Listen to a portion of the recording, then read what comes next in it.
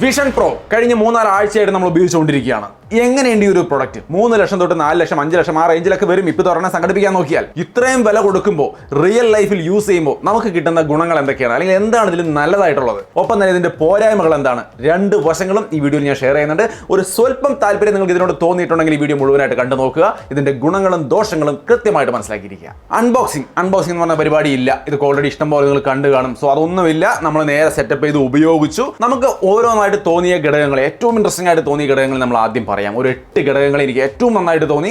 അത് കഴിഞ്ഞിട്ട് ബാക്കി ഇതിന്റെ പോരായ്മകൾ നമ്മൾ പറയാം. അതുകൊണ്ട് ഒരു 5-6 കാര്യങ്ങൾ. ഒന്നാമത്തെ ഏറ്റവും ഇൻട്രസ്റ്റിംഗ് ആയിട്ട് തോന്നിയ ഘടകം സ്പേഷ്യൽ ഒബ്ജക്റ്റുകൾ എന്ന് പറയുന്ന ഒരു സംഗതിയാണ്. വിദ്യാഭ്യാസ മേഖലയിൽ, എഡ്യൂക്കേഷൻ മേഖലയിൽ ഒരു ഗംഭീര കുതിച്ചുചാട്ടം എന്ന് പറയാവുന്ന തരത്തിലുള്ള ഒരു സെറ്റപ്പാണ്. ഇപ്പം നിങ്ങൾക്ക് ഈ ഒരു വീഡിയോ ക്ലിപ്പിൽ ഞാൻ ഒരിടത്ത് ഇരുന്നുകൊണ്ട് എന്തൊക്കെയോ ഈ വിഷൻ പ്രോ വെച്ച് ചെയ്തുകൊണ്ടിരിക്കുന്നത് കാണാം. വെറുതെ ഇരിക്കാന്ന് വിചാരിക്കേണ്ട. ഫ്ലൈറ്റിന്റെ ടർബൈൻ എഞ്ചിൻ, അതായത് ആ ജെറ്റ് എഞ്ചിൻ, അത് അഴിച്ച് പഠിച്ചുകൊണ്ടിരിക്കുകയാണ്. എൻ്റെ മുമ്പിൽ അങ്ങനെ ഒരു എഞ്ചിൻ ഉണ്ട്. വിദ്യാഭ്യാസ മേഖലയിൽ നമ്മൾ പണ്ടൊക്കെ ഒരു ഫോട്ടോ കാണിച്ചിട്ട് ഇതാണ് എഞ്ചിൻ, ഇത് കണ്ടോളൂ, ഇത് ഇങ്ങനെയൊക്കെ വർക്ക് ചെയ്യുമെന്ന് പഠിക്കുന്ന കാലത്ത് നിന്ന് മാറി ഈ ഒരു സംഗതി വെച്ചാൽ അത് നമ്മുടെ മുമ്പിൽ വരികയും നമുക്ക് അത് മുഴുവൻ അഴിച്ച് പണിയാൻ പറ്റുകയും ചെയ്യുന്ന ഒരു അവസ്ഥ. ഇനി അതുപോലെ നിങ്ങളൊരു സയൻസ് സ്റ്റുഡൻ്റ് ആണെങ്കിൽ നിങ്ങൾക്ക് ഹേർട്ടിനെ കുറിച്ച് പഠിക്കണം. ഹേർട്ട് നിങ്ങളുടെ മുമ്പിൽ വരും. നിങ്ങൾക്ക് അതിനെ ചുറ്റും മട്ടും തിരിച്ചൊക്കെ പരിശോധിച്ച് വ്യക്തമായിട്ട് പഠിക്കാൻ വേണ്ടിയിട്ട് സാധിക്കുന്ന ഒരു സംവിധാനം. പിന്നെ മാത്രമല്ല ചില കാര്യങ്ങളൊക്കെ പഠിക്കാൻ നമുക്ക് ആ ലൊക്കേഷനുകളിലേക്ക് ചെല്ലാം. ഇപ്പോൾ സൗരയൂഥത്തെക്കുറിച്ച്, ഭൂമി, ചന്ദ്രൻ, നെറ്റ്യൂൺ, പ്ലൂട്ടോ, അതിനെക്കുറിച്ചൊക്കെ പഠിക്കാൻ വേണ്ടി നമ്മൾ ആഗ്രഹിക്കുന്നുവെങ്കിൽ ഇതിങ്ങനെ വെച്ച് നമ്മൾ സ്പേസ് വിഷൻ എന്ന ആപ്പ് ഓപ്പൺ ചെയ്ത് ഇമേഷൻ കൊടുത്തു കഴിഞ്ഞാൽ ഞാനിപ്പോൾ നിൽക്കുന്നത് ആകാശത്താണ്. അതായത് ഭൂമി, ചന്ദ്രൻ, നെപ്റ്റ്യൂൺ, സാറ്റേൺ എല്ലാ സംഭവങ്ങളും കാണുന്ന തരത്തിലാണ് നിൽക്കുന്നത്.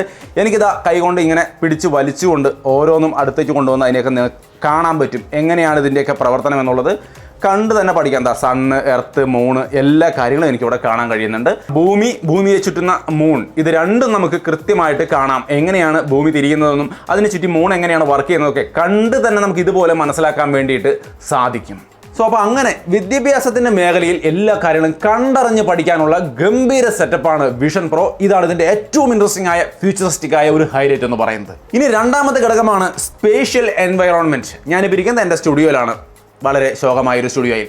പക്ഷേ ഈ സംഗതി വെച്ചുകൊണ്ട് എനിക്ക് വേറെ ഗംഭീര സ്ഥലങ്ങളിലേക്ക് പോകാൻ പറ്റും. കാണിച്ചു തരാം. ഞാനിപ്പോൾ ഇരിക്കുന്നത് എൻ്റെ ശോകമായ ഒരു സ്റ്റുഡിയോയിലാണ്. പക്ഷേ അത് നിങ്ങളെ സംബന്ധിച്ചാണ്. എന്നെ സംബന്ധിച്ച് ഞാനിപ്പോൾ മൂണിലാണ്. കണ്ടോ, ഞാൻ ചുറ്റും നോക്കുന്നതിൻ്റെ സ്ക്രീൻ റെക്കോർഡിംഗ് ഞാൻ നിങ്ങൾക്ക് ഷെയർ ചെയ്യുന്നുണ്ട്. എനിക്ക് കംപ്ലീറ്റ് ആയിട്ട് മൂണാണ് കാണാൻ പറ്റുന്നത്. ഞാൻ ഇരിക്കുന്നത് അങ്ങനത്തെ ഒരു സെറ്റപ്പിലാണ്. ഒരു പെർഫെക്റ്റ് മൂണെന്നൊന്നും അല്ല പറയുന്നത്. പക്ഷേ ആ ഒരു പക്ക റിയലിസ്റ്റിക് ഫീൽ ഉണ്ട്. അതും അല്ലെങ്കിൽ വേറൊരു ലൊക്കേഷൻ ഈ കാണുന്ന പോലെ ഏതോ ഒരു മല ഇടിഞ്ഞ് പൊളിഞ്ഞ് കിടക്കുന്നുണ്ട്. ഞാൻ ആ മലയുടെ മുകളിലാണ് ഇരിക്കുന്നത്. താഴെ മേഘങ്ങളൊക്കെ ഒഴുകി നടക്കുന്നത് എനിക്ക് കാണാം. ശരിക്കും റിയലിസ്റ്റിക് ആയിട്ട് ഇവിടുത്തെ ഒരു കാറ്റിൻ്റെ ആ ഒരു സൗണ്ടും കാര്യങ്ങളൊക്കെ അടക്കം എനിക്ക് കേൾക്കാൻ കഴിയുന്നുണ്ട്. സോ അപ്പോൾ ഇങ്ങനെ പല ലൊക്കേഷനിലേക്ക് മാറി ചെന്നുകൊണ്ട് നിങ്ങൾക്ക് നിങ്ങളുടെ മൈൻഡ് ഫ്രീ ആക്കാനോ അല്ലെങ്കിൽ പുതിയ തരത്തിലുള്ള ലൊക്കേഷനിൽ ഇരുന്നു കൊണ്ട് വർക്ക് ചെയ്യാനോ സിനിമ കാണാനോ എന്ത് കാര്യത്തിനാണെങ്കിലും പുതിയ ലൊക്കേഷനുകളിലേക്ക് ചെല്ലാൻ കഴിയുന്നു എന്നുള്ളത് ഇതിൻ്റെ മറ്റൊരു ഹൈലൈറ്റ് ആണ്. രണ്ടാമത്തെ ഹൈലൈറ്റ് ആയിട്ട് ഞാൻ കാണുന്നു. മൂന്നാമത്തെ കാര്യം എന്റർടൈൻമെന്റിന്റെ മേഖലയാണ്. സിനിമയൊക്കെ കാണാൻ യാതൊരു പാടുമില്ല. നിങ്ങൾ എവിടെ നിന്നാലും. ഇപ്പം ഞാൻ ഒരു ലോണിൽ നിൽക്കുന്ന സീനാണ് നിങ്ങൾ കാണുന്നത്. ഇവിടെ ഞാനിപ്പോൾ കണ്ടുകൊണ്ടിരിക്കുന്നത് ഒരു വലിയ യൂട്യൂബ് വീഡിയോ. അതായത് എൻ്റെ വീഡിയോ തന്നെ ഞാൻ ഇത്രയും വലിയ സ്ക്രീനിൽ ഇത് ആദ്യമായിട്ടാണ് കാണുന്നത്. എന്തായാലും ബിഗ് സ്ക്രീൻ എക്സ്പീരിയൻസ് അത് നിങ്ങൾ നിൽക്കുന്ന ഏത് ലൊക്കേഷനിലും നിങ്ങൾക്ക് കിട്ടുന്നു എന്നുള്ളതാണ്. ഇപ്പം ഞാൻ നിങ്ങളുടെ മുമ്പിലാണ് ഇരിക്കുന്നതെങ്കിലും എന്നെ സംബന്ധിച്ച് ഞാൻ വളരെ ഡാർക്കായ ഒരു സിറ്റുവേഷനിൽ വലിയൊരു സ്ക്രീനിൽ സിനിമ കണ്ടുകൊണ്ടിരിക്കുകയാണ്. സോ ഇതും ഒരു ഗംഭീര എക്സ്പീരിയൻസ് ആണ്. അത് ഇതിൻ്റെ അടുത്ത ഒരു ഹൈലൈറ്റ് ആണ്. ഇനി നാലാമത്തെ അടുത്ത ഗംഭീര സംഗതി എന്ന് പറയുന്നത്, ഇതുവരെ നമ്മൾ ഫോൺ കൊണ്ട് എവിടെ ചെല്ലുമ്പോൾ ചുമ്മാ വീഡിയോ എടുക്കും. നമ്മുടെ കുട്ടികൾ കളിക്കുന്നതിൻ്റെ വീഡിയോ എടുക്കാം, പട്ടിയുടെയും പൂച്ചയുടെയും വീഡിയോ എടുക്കാം, ചിലൊരു പൂരത്തിന് ചെന്നാൽ പൂരത്തിൻ്റെ വീഡിയോ എടുക്കാം. ഇങ്ങനെ പല സ്ഥലത്തിലും പല വീഡിയോസ് നമ്മൾ എടുക്കും. അതൊക്കെ നോർമലി കാണും. ബട്ട് ഇനി അങ്ങോട്ട് ഇതിലാണ് നിങ്ങൾ കാര്യങ്ങൾ ഉപയോഗിക്കാൻ പോകുന്നതെങ്കിൽ എടുക്കുന്ന ഫോട്ടോസും വീഡിയോസും എല്ലാം തന്നെയും 3D ആയിരിക്കും. ഇതുവരെ നമ്മൾ കണ്ട സിനിമകളിലൊക്കെ 3D കാണാൻ നമ്മൾ തിയേറ്ററിൽ പോകും, അല്ലെങ്കിൽ 3D ഷോ കാണാൻ പോകും, അങ്ങനെ ആയിരുന്നു. ബട്ട് ഇനി അങ്ങനെയല്ല. ഈ ഒരു സംഗതി ഉണ്ടെങ്കിൽ ഇനി എടുക്കുന്ന വീഡിയോസ് എല്ലാം തന്നെയും 3Dയിലായിരിക്കും നമ്മൾ എക്സ്പീരിയൻസ് ചെയ്യാൻ പോകുന്നത്. ഞാൻ എടുത്ത ചില 3D വീഡിയോസ് നിങ്ങൾക്ക് അവിടെ കാണാം. ബട്ട് നിങ്ങൾക്ക് 3D എക്സ്പീരിയൻസ് കിട്ടില്ല. ബട്ട് എനിക്ക് ഇതിനകത്ത് ഇതെല്ലാം 3Dയിൽ കാണാം. അത് തീർച്ചയായിട്ടും മറ്റൊരു കുതിച്ച ചാട്ടമാണ്. കാരണം നമ്മളെല്ലാവരും സ്മാർട്ട് ഫോൺ വെച്ച് വീഡിയോ എടുക്കുന്ന ആൾക്കാരാണ്. അവരെ സംബന്ധിച്ച് 3Dയിൽ തന്നെ ഇതെല്ലാം കാണുക എന്ന് പറഞ്ഞാൽ തീർച്ചയായിട്ടും ഗംഭീരമാണ്. ഇനി അടുത്ത അഞ്ചാമത്തെ ഒരു ഗംഭീര ഹൈലൈറ്റ് എന്ന് പറയുന്നത് നമുക്ക് ബ്രൗസിങ്. എങ്ങനെ നമ്മളിപ്പോൾ മൊബൈലിൽ ചെറിയ സ്ക്രീനിൽ ബ്രൗസ് ചെയ്യുന്നു, അല്ലെങ്കിൽ കമ്പ്യൂട്ടറിൻ്റെ ചെറിയ സ്ക്രീനിൽ ബ്രൗസ് ചെയ്യുന്നു, ടാബിൻ്റെ ചെറിയ സ്ക്രീൻ, ഇതല്ല. എത്ര വലിയ സ്ക്രീനിൽ വേണമെങ്കിലും ബ്രൗസ് ചെയ്യാം. ശരിക്കും പറഞ്ഞാൽ ഞാനിപ്പോൾ നിൽക്കുന്ന ഒരു ലോണിലാണ്. മൂന്നാറിലെ വട്ടവടയിലുള്ള ക്യാമ്പിനോയിൽ എന്ന് പറയുന്ന റിസോർട്ടിന്റെ ഒരു ലോണിലാണ് ഞാൻ നിൽക്കുന്നത്. അവിടെ നിൽക്കുമ്പോൾ എൻ്റെ മുമ്പിൽ വലിയ സ്ക്രീനുകൾ തെളിഞ്ഞു നിൽക്കുകയാണ്. പല സ്ക്രീനിലും പലതാണ്. ഒരെണ്ണത്തിൽ എൻ്റെ യൂട്യൂബ് വീഡിയോ ആണ്, മറ്റ് ആപ്പിളിൻ്റെ ഒരു സൈറ്റാണ് ഞാൻ ഓപ്പൺ ചെയ്തിരിക്കുന്നത്, ആപ്പിൾ വിഷൻ പ്രോയുടെ. പല സ്ക്രീനുകൾ ഇതുപോലെ പല വലിപ്പത്തിൽ നമുക്ക് പലയിടത്തും സ്ഥാപിച്ചുകൊണ്ട് നമുക്കതെല്ലാം കണ്ട് ആസ്വദിച്ച് അല്ലെങ്കിൽ അതിനകത്ത് കാര്യങ്ങൾ ബ്രൗസ് ചെയ്യാനും സെർച്ച് ചെയ്യാനും സാധിക്കും. സോ എന്തിനാണ് ഇങ്ങനെ ബ്രൗസ് ചെയ്യേണ്ട ആവശ്യം നിങ്ങൾ ചിന്തിക്കില്ലേ? അങ്ങനെ ബ്രൗസ് ചെയ്യേണ്ട ആവശ്യമില്ല. അങ്ങനെ വേണമെങ്കിൽ അങ്ങനെയും ചെയ്യാം. അതല്ല ഇപ്പോൾ നമ്മൾ ഓഫീസിനകത്ത് കമ്പ്യൂട്ടറിൻ്റെ ചുറ്റും 4-5 ഡിസ്പ്ലേകൾ വെച്ചുകൊണ്ട് വർക്ക് ചെയ്യുന്ന ആൾക്കാരെ പലയിടത്തും കണ്ടിട്ടില്ലേ? അതുപോലെ വേണമെങ്കിൽ നമുക്ക് ഡിസ്പ്ലേകൾ സെറ്റ് ചെയ്തിട്ട് ഈ കാണുന്ന പോലെയും കാര്യങ്ങൾ പലതരത്തിൽ പല സ്ക്രീനിൽ പല പോലെ ബ്രൗസ് ചെയ്തുകൊണ്ട് വർക്ക് ചെയ്യാൻ സാധിക്കും. പിന്നെ ഇതിന് മറ്റൊരു ഫീച്ചർ കൂടിയുണ്ട്. ഇത് US യൂണിറ്റ് ആയതുകൊണ്ട് എൻ്റെ കമ്പ്യൂട്ടറിൽ ചെയ്യാൻ പറ്റാത്തത് സ്പേഷ്യൽ കണക്ട്. നമ്മൾ ഇത് വെച്ചുകൊണ്ട് നമ്മുടെ ലാപ്ടോപ്പ്, ഈ ഇന്ത്യൻ വേർഷൻ നിങ്ങളുടെ കയ്യിൽ കിട്ടുകയാണെങ്കിൽ നിങ്ങൾ അത് വെച്ചുകൊണ്ട് നിങ്ങളുടെ ലാപ്ടോപ്പിലേക്ക് നോക്കിയാൽ സെയിം ആപ്പിൾ ID ആണെങ്കിൽ ഓട്ടോമാറ്റിക്കലി അവിടെ കണക്ട് എന്ന് കാണിക്കും. കണക്ട് ചെയ്താൽ ആ ലാപ്ടോപ്പിന്റെ സ്ക്രീൻ അങ്ങനെ തന്നെ വലുതായി നിങ്ങളുടെ മുമ്പിൽ വരും. അതിനൊപ്പം മറ്റ് ഡിസ്പ്ലേകളും വെക്കാം. അതിനകത്ത് നിങ്ങൾ ഇതുവരെ ലാപ്ടോപ്പിൽ ചെറിയ സ്ക്രീനിൽ ബുദ്ധിമുട്ടി എഡിറ്റ് ചെയ്തുകൊണ്ടിരുന്ന ഒരു വീഡിയോ എഡിറ്റിംഗ് ആണെങ്കിൽ അതിന് വലിയ സ്ക്രീനിൽ വലിയ രീതിയിൽ നിങ്ങൾക്ക് എഡിറ്റ് ചെയ്യാനും വർക്ക് ചെയ്യാനും സാധിക്കുന്ന ഒരു വലിയ സൗകര്യം ആപ്പിൾ വിഷൻ പ്രോ നിങ്ങളുടെ മുമ്പിലേക്ക് വെക്കുന്നുണ്ട്. എന്ന് വെച്ചാൽ വർക്ക് ചെയ്യുന്ന ആൾക്കാരെ സംബന്ധിച്ച് ഇത് ഗംഭീരമായ രീതിയിലുള്ള ഒരു അപ്ഡേറ്റ് ആണ്. സോ അത് 6ാമത്തെ ഒരു വളരെ ഇൻട്രസ്റ്റിംഗ് ആയ ഘടകമായിട്ട് തോന്നിയ കാര്യമാണ്. ഇനി 7ാമത്തെ ഒരു കാര്യം, 7ാമത്തെ എന്ന് പറഞ്ഞാൽ ഇൻട്രസ്റ്റിംഗ് ആയ ഫീച്ചറുകളല്ല, ഇതിൻ്റെ യൂസേജിൻ്റെ ഭാഗത്ത് കണ്ട വളരെ രസകരമായ ഒരു കാര്യം എന്ന് പറയുന്നത് ടൈപ്പിംഗ് ആണ്. ഇവരുടെ ടൈപ്പിംഗ് എന്ന് പറയുമ്പോൾ നമ്മൾ ഓട്ടോമാറ്റിക് ഇത് വെച്ചിട്ട് എങ്ങനെ ടൈപ്പ് ചെയ്യുമെന്ന് നിങ്ങൾ ആലോചിക്കില്ലേ? കീബോർഡിൽ ടൈപ്പ് ചെയ്യാൻ നമുക്ക് ജസ്റ്റ് അതിലേക്ക് നോക്കിക്കൊണ്ട് ടൈപ്പ് ചെയ്യാം. നമ്മൾ ഒരു അക്ഷരത്തിലേക്ക് നോക്കുന്നു, വിരൽ കൂട്ടി അടിച്ചാൽ ആ അക്ഷരം ക്ലിക്കായി. PRATHAPG tech, Prathap G tech search നോക്കാൻ വരുമോ? എന്താ വന്നു കണ്ടോ? കറക്റ്റായിട്ട് പ്രതാപ് ജി ടെക് എന്ന് ടൈപ്പ് ആയിട്ടുണ്ട്. ഈസി ആയിട്ട് നോക്കിക്കൊണ്ട് ഇങ്ങനെ വിരൽ ടാപ്പ് ചെയ്തുകൊണ്ട് നമുക്ക് സെർച്ച് ചെയ്യാം. ഇതല്ലെങ്കിൽ നമുക്ക് കീബോർഡിൽ ഡയറക്റ്റ് ആയിട്ട് ടൈപ്പ് ചെയ്യാം. ഇതിപ്പോൾ ഇവിടെ കാണാം കീബോർഡ്. ഈ കീബോർഡിൽ PRATHAPG ടെക് കണ്ടോ? അടിച്ചു, എൻ്റർ അടിച്ചു, സെർച്ച് റിസൾട്ട് വന്നു. വളരെ ഈസി ആയിട്ട് നമുക്ക് ഈ രീതിയിൽ ടൈപ്പ് ചെയ്യാൻ സാധിക്കും. ഇനി അടുത്തത് ഗെയിമിങ്ങിന്റെ മേഖലയാണ്. ഈ സംഗതി വെച്ചുകൊണ്ട് നമ്മൾ ഗെയിം കളിക്കുകയാണെങ്കിൽ ഞാൻ നിൽക്കുന്ന ഏത് ലൊക്കേഷനിലാണെങ്കിലും ആ ലൊക്കേഷനിൽ എൻ്റെ മുമ്പിൽ ഇപ്പോൾ ഒരു ക്യൂബ് ഗെയിമാണ് ഞാനിവിടെ കളിക്കാൻ നോക്കുന്നത്. ആ ക്യൂബ് എൻ്റെ മുമ്പിൽ വന്ന് നിൽക്കുന്നുണ്ട്. ഞാനത് കണ്ടുകൊണ്ട് അതിനെ ടച്ച് ചെയ്തുകൊണ്ടൊക്കെ കളിക്കുകയാണ്. സോ ഈ രീതിയിൽ ഗെയിം കളിക്കുന്ന സംഗതികളൊക്കെ വളരെ കുറച്ചുകൂടി അധികം റിയലിസ്റ്റിക് ആയിട്ട് നമ്മൾ അതിനുള്ളിൽ കയറി നിന്ന് കളിക്കുന്ന ഒരു ഫീൽ കിട്ടുന്ന ഒരു അവസ്ഥയുണ്ട്. പക്ഷേ നമ്മൾ നേരത്തെ പറഞ്ഞ പോലെ ഒരുപാട് നല്ല നല്ല ഗെയിമുകളൊന്നും ഇതിനകത്ത് ഞാൻ കണ്ടില്ല. അതിന് മെറ്റാക്വസ്റ്റ് ആയിരിക്കും നല്ലത്. ഇത് ഉപയോഗിക്കാൻ എത്രത്തോളം സൗകര്യമാണ്, കൺട്രോൾ ചെയ്യാൻ ഈസി ആണോ എന്നുള്ളൊരു കാര്യം കൂടി പറയണമല്ലോ. ഇത് വെച്ചിട്ട് ഈ ബട്ടൺ പ്രസ് ചെയ്താൽ ഇത് ഓണായി. പാസ്വേഡ് അടിക്കാനുള്ള ഓപ്ഷൻ ആദ്യം വരിക. നമ്മൾ പാസ്വേഡ് അടിച്ചു കഴിഞ്ഞാൽ അകത്തേക്ക് കയറിയാൽ ഇതുപോലെ എംപ്റ്റി സ്പേസ് ആയിരിക്കും. ഇപ്പോൾ ഞാൻ ഒരു ലേക്കിൻ്റെ എൻവയോൺമെൻ്റ് ആണ് കൊടുത്തിരിക്കുന്നത്. ഈ ബട്ടണിൽ പ്രസ് ചെയ്താൽ ആപ്പ് ഡ്രോ അല്ലെങ്കിൽ ആപ്പ് വിൻഡോ നമ്മുടെ മുമ്പിൽ വരും. എല്ലാ ആപ്ലിക്കേഷനുകളും കാണാം. നമുക്ക് ഇങ്ങനെ വിരൽ കൊണ്ട് ടാപ്പ് ചെയ്തിട്ട് ഇങ്ങനെ നീക്കിയാൽ മതി. കണ്ടോ? എല്ലാം നീങ്ങുന്നുണ്ടോ നിങ്ങൾക്ക് കാണാം. ഈ രീതിയിൽ ഈസി ആയിട്ട് നീക്കി കൺട്രോൾ ചെയ്യാം. ഇനി നമ്മൾ ഒരെണ്ണം ഓപ്പൺ ചെയ്യാണ്. സഫാരി ഓപ്പൺ ചെയ്തു, ഗൂഗിൾ വന്നു. ടൈപ്പ് ചെയ്യണമെങ്കിൽ കീബോർഡ് ഇവിടെയുണ്ട്. കീബോർഡിൻ്റെ അടിയിൽ ഒരു വലിയ വൈറ്റ് ലൈൻ കാണാം. അതിലേക്ക് നോക്കിയാൽ അത് ബ്രൈറ്റ് ആവും. ബ്രൈറ്റ് ആയി കഴിഞ്ഞാൽ അതിൽ ഇങ്ങനെ പിടിച്ചിട്ട് നമുക്ക് ഇഷ്ടമുള്ളതിലേക്ക് എടുത്ത് വെക്കാം. ഇനി ടൈപ്പ് ചെയ്യണമെങ്കിൽ ആ സെർച്ച് ബാറിലേക്ക് നോക്കുന്നു, ഒരു ടാപ്പ് ഓപ്പണായി. നമുക്ക് കീബോർഡ് വന്നു. നേരത്തെ പറഞ്ഞ പോലെ ഇതിൽ നമുക്ക് ഇങ്ങനെ ടക ടക ടക ടക ചെയ്യുന്ന ടൈപ്പ് ചെയ്യാം. എന്താ വേണ്ട വെച്ചാൽ ടൈപ്പ് ചെയ്യാം. ഇനി മാറ്റിയ വിൻഡോകളെ നമുക്ക് സൂമും സൂം ഔട്ടും ഒക്കെ ചെയ്യണമെങ്കിൽ ജസ്റ്റ് താഴേക്ക് നോക്കിയിട്ട് ആ വൈറ്റ് ബാറിൽ പിടിച്ചിട്ട് അടുപ്പിച്ച് കൊണ്ടുവന്നാൽ കുറച്ച് ചെറുതായി, അകലേക്ക് കൊണ്ടുപോയാൽ വലുതായി. കണ്ടോ?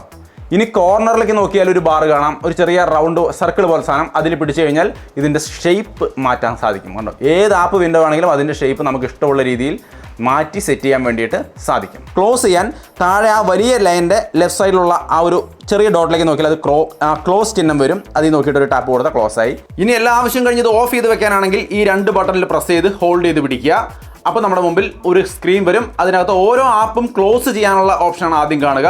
ക്ലോസ് ചെയ്യേണ്ട, മൊത്തം ഓഫ് ചെയ്യാനാണെങ്കിൽ വീണ്ടും ഹോൾഡ് ചെയ്ത് പിടിക്കുക. അപ്പോൾ സ്ലൈഡ് ടു പവർ ഓഫ് എന്നുള്ള വിൻഡോ വരും. അത് സ്ലൈഡ് ചെയ്തുകൊണ്ട് ഓഫ് ചെയ്യാം. സോ അപ്പോൾ ഈ രീതിയിൽ ജസ്റ്റ് കണ്ണുകൊണ്ട് നോക്കിക്കൊണ്ടും കൈകൊണ്ട് ഇങ്ങനെ ടാപ്പ് ചെയ്തുകൊണ്ടും ഫുള്ളായിട്ട് ഈ ഒരു സംഗതി കൺട്രോൾ ചെയ്യാൻ വേണ്ടിയിട്ട് നമുക്ക് സാധിക്കും. സോ അപ്പോൾ ഈ ഒരു സംഗതിയുടെ ഹൈലൈറ്റ് ആയിട്ട് തോന്നിയ 5-8 കാര്യങ്ങൾ, ഫീച്ചേഴ്സും ഒപ്പം തന്നെ അത് കൺട്രോൾ ചെയ്യാനുള്ള ഈസി മെത്തേഡുകളെ കുറിച്ച് നമ്മൾ പറഞ്ഞു കഴിഞ്ഞു. ഇനി ഈ ഒരു ഡിവൈസിൻ്റെ പോരായ്മകൾ എന്തൊക്കെയാണെന്ന് നമുക്ക് നോക്കാം.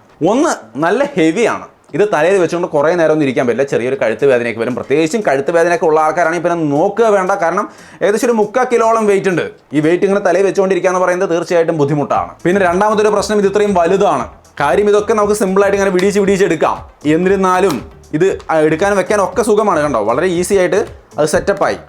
ഇത്ര ഈസി ആണെങ്കിലും ഇത് ഇത്രയും വലുതാണ്. കൊണ്ട് നടക്കാൻ ബുദ്ധിമുട്ടാണ്. നമുക്ക് വീട്ടിൽ തന്നെ വെച്ച് ഉപയോഗിക്കാനായിരിക്കും സൗകര്യം. മാത്രമല്ല ഇതിങ്ങനെ വലുതായിട്ട് ഇങ്ങനെ സംഭവം കണ്ണിലൊക്കെ വെച്ചുകൊണ്ട് നമ്മൾ റോഡിൽ കൂടെ നടക്കുമ്പോൾ ആൾക്കാർ ഇവൻ എന്തുകൂടെ ഈ കാണിക്കുന്നത് എന്ന മട്ടിൽ നോക്കാനും സാധ്യതയുണ്ട്. ഇനി അതിനുമൊക്കെ അപ്പുറം ഈ പവർ ബാങ്ക് കൂടി നമ്മൾ കൊണ്ട് നടക്കണം. കാരണം ഇതിൽ ബാറ്ററി ഇല്ല. ഈ പവർ ബാങ്കിൽ നിന്ന് കേബിൾ വഴി ഇതിലേക്ക് കണക്ട് ചെയ്തിട്ടാണ് ഈ ഒരു ചാർജിങ്ങും കാര്യങ്ങളും എല്ലാം നടക്കുന്നത്. അല്ലെങ്കിൽ ഇത് ഓൺ ആവണമെങ്കിൽ തന്നെ ഈ ഒരു സെറ്റപ്പ് വേണം. അപ്പോൾ ഇതും കൂടി കൊണ്ട് നടക്കണം ഇതിൻ്റെ ഒപ്പം എന്നുള്ളത് അടുത്തൊരു തലവേദനയാണ്. ഒപ്പം തന്നെ റോഡിൽ കൂടെ നടക്കുമ്പോഴേക്കും ഉപയോഗിക്കുമ്പോൾ ഇങ്ങനെ വയറൊക്കെ ആയിട്ട് ഇങ്ങനെ ഒരു മനുഷ്യൻ ഇങ്ങനെ ഇത് മൊത്തമായിട്ട് ഇങ്ങനെ കണക്റ്റഡ് ആയിട്ട് നടക്കുന്നത് കാണാം. അപ്പോൾ അത് വൃത്തികേടായിട്ടാണ് എനിക്ക് തോന്നിയത്. പിന്നെ അതിനൊക്കെ അപ്പുറം ഈവൻ നമ്മൾ ഈ പവർ ബാങ്ക് കൊണ്ട് നടന്നാലും ഇതിനകത്ത് ബാറ്ററി ഇല്ല, ആകെയുള്ളത് ഈ പവർ ബാങ്ക് ആണ്. ഇത് വെച്ചാൽ തന്നെയും 2-2.5 മണിക്കൂറാണ് മാക്സിമം ബാറ്ററി ലൈഫ് കിട്ടുന്നുള്ളൂ.